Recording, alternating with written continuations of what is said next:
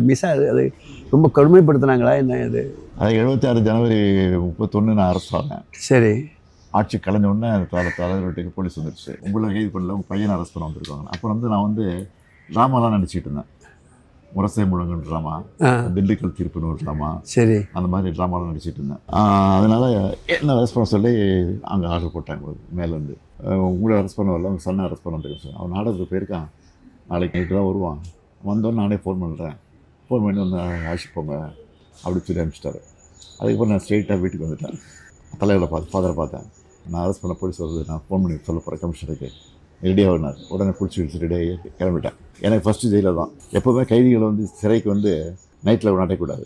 ஆனால் என்னை என்ன பண்ணுறாங்கன்னா, நைட்டோட நைட்டாக ஏழுக்கு கூட்டு போய் உள்ளே போகிறாங்க. எனக்கு சுடுகாடு மாதிரி இருக்குது, 10 பறி கொண்டு மாதிரி இருட்டாக இருக்கு போவேன். கைதிகள்லாம் அங்கங்கே அடிச்சு வச்சுருக்காங்கல்ல, ஒருத்தங்க பாடிட்டு இருப்பாங்க, ஒருத்தங்க கத்திக்கிட்டு இருப்பாங்க, பேசிகிட்டு இருப்பாங்க, ஒரே சவுண்டு.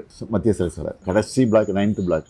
அங்கே யாரை அடைச்சி வச்சுட்டாங்கன்னா, அந்த தொழுநோய் அந்த பேஷண்ட்டை தான் அங்கே இருந்திருக்கிறாங்க. ஏன்னா பஞ்சு, இந்த ரத்தம் எல்லாம் எல்லாம் அந்த செவத்தில் இருக்குது. அவன் வரிசையாக 11 ரூம்ஸ், அதில் ஒரு தாராளமாக படுக்கிறதுனா ஒருத்தர் 2 பேர் தான் படுக்கலாம். ஒரு ரூம்லேயும் 9 பேர் 10 பேர் படுத்துருக்காங்க.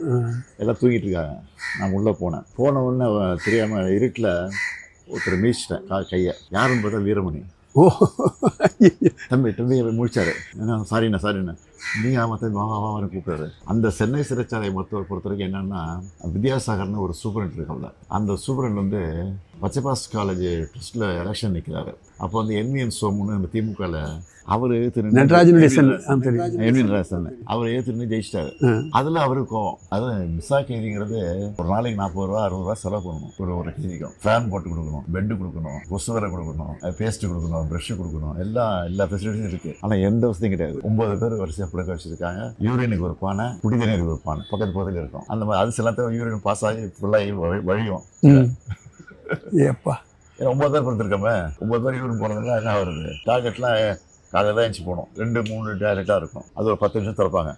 அதுக்குள்ளே அந்த 100 பேரும் போயிடணும். அந்த மாதிரிலாம் குடும்பம் இருந்துச்சு. நைட்டில் 8 மணிக்கு 3 மணிக்கு வருவாங்க. ஒரு 9 பேர் 10 பேர் வருவாங்க. அது ஆயுள் கைதி இருக்காங்களா அங்கே, அவங்கள வச்சு அடிக்க வைப்பாங்க. ஓப்பா, வரிசையாக 10 ரூம் இருக்குன்னு வச்சுங்களேன். 10ஆம் நம்பரில் கூப்பிட்டு அதில் 10 பேர் வருவாங்க. அடி எங்களுக்கு சத்தம் கேட்கும். நாங்கள் 1ஆம் நம்பரில் இருக்கோம். அப்போ எங்களுக்கு வர வரைக்கும் நாங்கள் பயந்துட்டு உட்காந்துருக்கணும். அடித்து முடிச்சாவிட்ட தெளிஞ்சிடும். எழுதி கொடுத்துரு, நான் கட்சி விட்டு விளைக்கிறேன் அப்படின்னு கேட்பாங்க. ஒரு 5-6 பேர் எழுதி கொடுத்துருவாங்க. பயந்து அடி தாங்க முடியாமல்.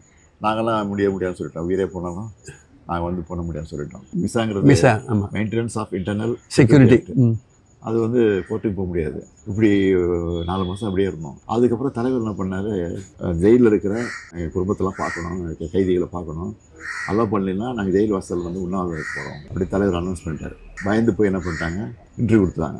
ஃபஸ்ட்டு தலைவர் கொடுத்தாங்க. தலைவர் தான் பார்க்க மாட்டேன்ட்டார். கட்சிக்காரனா எவ்வளோ பேர் இருக்கான், என் பிள்ளைய எப்படி பார்க்க ஃபஸ்ட்டு பார்க்க மாட்டேன், அவங்களெல்லாம் அலோவ் பண்ண பிறகு நான் பார்க்குறேன் சொல்லிட்டேன்.